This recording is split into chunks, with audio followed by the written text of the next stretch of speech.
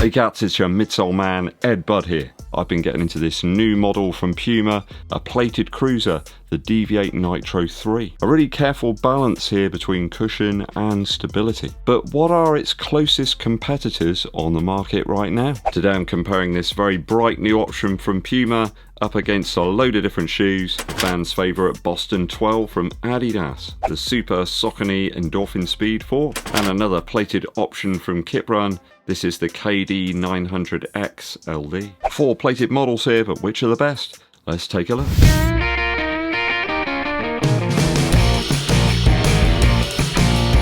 Thanks for tuning in, people, it's always appreciated. Do help the channel out so it can continue to grow by hitting that subscribe button, but also giving this video a thumbs up like. It really helps out too if you drop us a comment below to fight the algorithm. Dankeschön. A few stats for you first.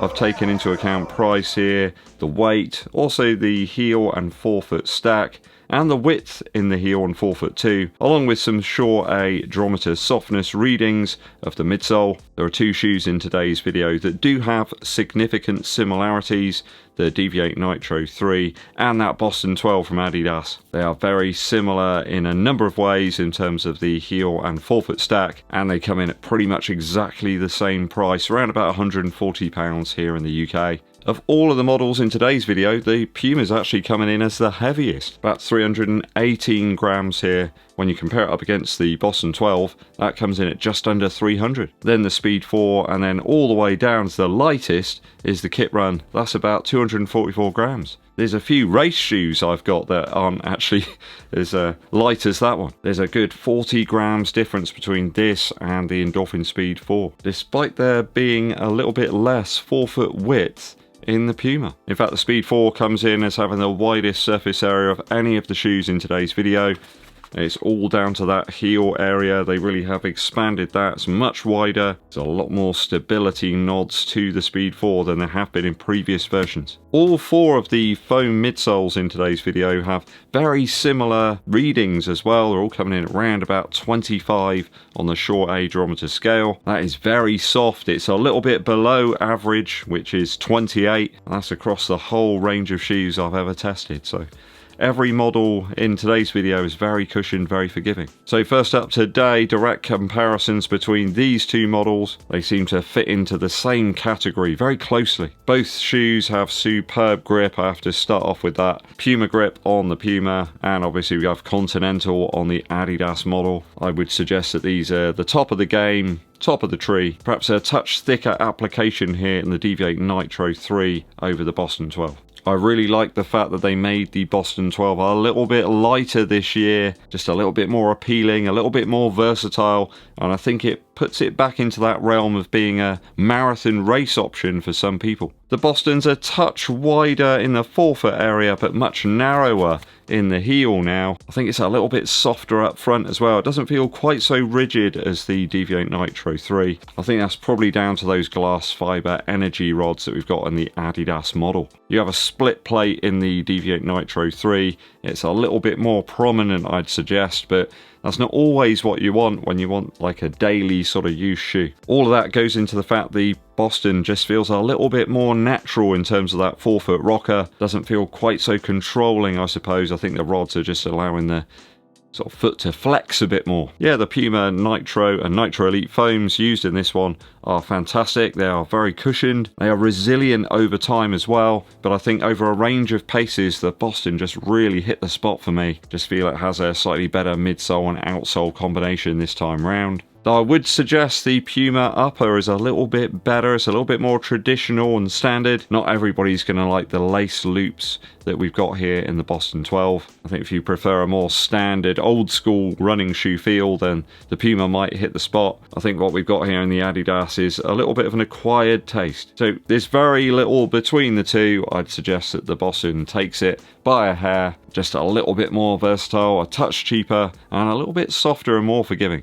Up against the Endorphin Speed 4 this time from Saucony. Now, I've made a slight change to this shoe with some new laces. They're not quite so flexible. and that has had a really beneficial effect to the performance of this one. The Puma actually feels quite substantial in comparison to this shoe. As I mentioned earlier, there's about 40 grams difference between the two pairs. There's a lot more heft to the outsole of the Deviate Nitro 3. This just feels a little bit lighter, a little bit more nimble, slightly more compressive, certainly. Just feels a little bit easier to pick up the pace in the Saucony shoe this time round. With the lightness, you just feel like you can increase the cadence a little bit more. It feels like it's a slightly more versatile shoe in terms of pace range. In fact, it feels a little bit more like a race shoe than the Puma does this time round. I think a lot of people enjoyed racing in the Deviate Nitro 2. We're just gone in slightly the wrong direction in terms of weight, where this one's just a little bit lighter on foot. You can feel it. There's a difference there. So I think if you are going to do some light trails, the ridges on the Puma might be a little bit more protective of that midsole foam. That's not to say they haven't improved the outsole grip on the Speed 4 and the Pro 4 actually this time round.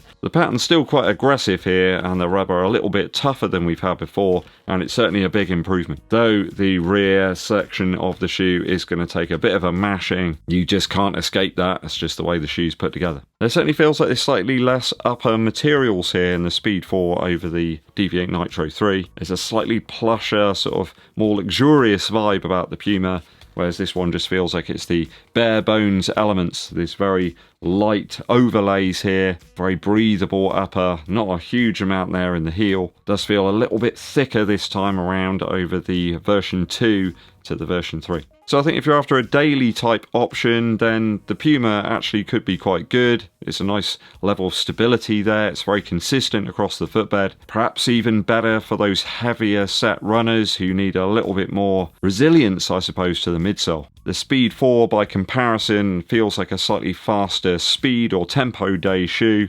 Something perhaps you could do some longer runs in if you're going to inject some faster paced intervals there, and that might tick a few more boxes for a few more people. Though I do suggest the shoe is about 40 quid more expensive here in the UK, and of course we don't have a carbon plate here. This is a nylon plate. Perhaps feels a little bit more exciting to run in, slightly more forgiving, not quite as rigid, just feels a little bit more broken in straight out the box than the Puma did, though that one is improving in every mile that I put into it. I think if I had to have just one pair between the two, I think the Speed 4's a little bit more up my street at the moment, though the price is going to put some people off because, let's face it, 180 quid is not all that far off a super shoe. I mean, for 15 quid you can buy the Deviate Nitro Elite 3. There's not a huge difference there in terms of price. I think the proximity to those super shoes in terms of price is just a little bit too close with the Speed 4.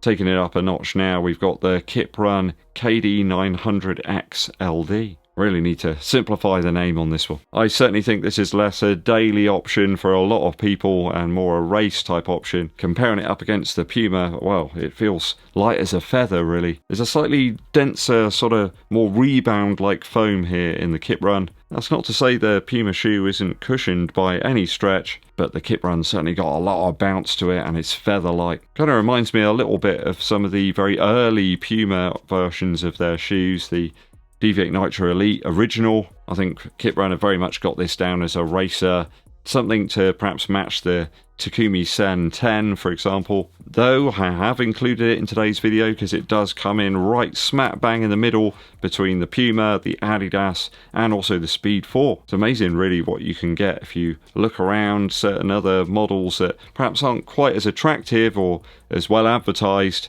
deliver quite a lot of shoe for the money. We do have a carbon plate here, but there is a somewhat strange, very low profile to the upper. It's not going to be for everybody, that's for sure. If you've got a narrower foot, I think you might be okay. Though the very flexible heel design here might not be for everybody. All of the other shoes in today's video have got a reasonably built up heel, and I didn't experience any heel slip there. The slightly strange cut to the ankle here in the KIPRUN, I just think they've got a little bit to do in terms of nuance to the design of the KIPRUN in future. Hopefully they'll be able to tailor that and make it a little bit more comfortable. It certainly feels a lot more nimble on foot and easier to reach those faster paces just don't have anywhere near as much heft to the shoe. And there's a reasonably thick spreading of rubber here on the underside of the KIPRUN, especially when you compare it up against the Puma. So I guess it must be down to the upper as to why the shoe is just so light. Certainly a shoe that feels better going at faster paces. I wouldn't suggest it's one that you want to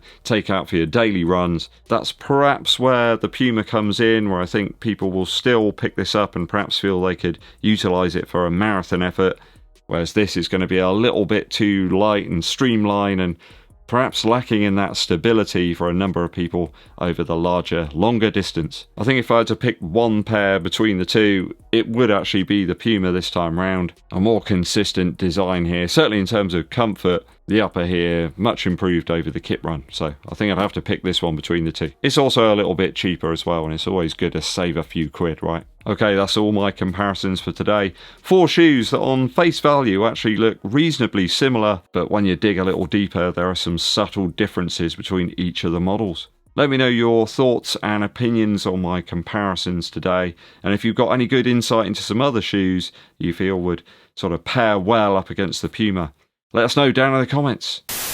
Very quick musical interlude for you. So it's the eve of the big Euros match, England versus Spain. Yeah, very excited for it this time. A strange level of confidence actually I have in the team.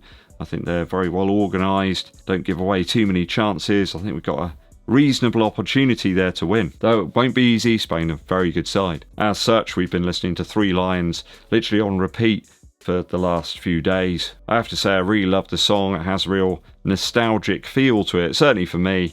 At the age I am now, I can remember listening to that song the very first time it came out. I mean, it's got everything I love really about music and about football put together. It's a winning combo. With Ian Brodie and the Lightning Seeds at the production helm, you've got that kind of wonderful indie vibe. There's elements, I suppose, almost of ELO in there at times. Those beautiful descending kind of bass lines that remind me a little bit of something like the Beach Boys or perhaps even Elliott Smith. Bizarrely. Some fuzzy guitars later on. You've even got a little bit of brass too. There's lots of like English vibes in there just to spice up the sound. Does make for this really wonderful sort of sentimental concoction. You listen to it and it just fills you with this hope. Maybe that you could do it. Maybe that they can do it. Maybe not. But either way, I think got to be proud of what we've managed to achieve there. The players have given a huge amount of effort to get where they are and has to be applauded for that. Reach a final is no easy feat. You can only beat the teams that are in front of you, I suppose. But the song itself is evergreen, sort of never gets old either. You hear it and it always has the same effects on you. It always makes you feel a certain way. Skinner Badil and the Lightning Seeds with Three Lions. Thanks for tuning in, people. Hope you enjoyed today's video. Do hit that subscribe button and give this video a thumbs up like. Drop us a comment to help with the algorithm too. My name's EDDBUD and I'll be seeing you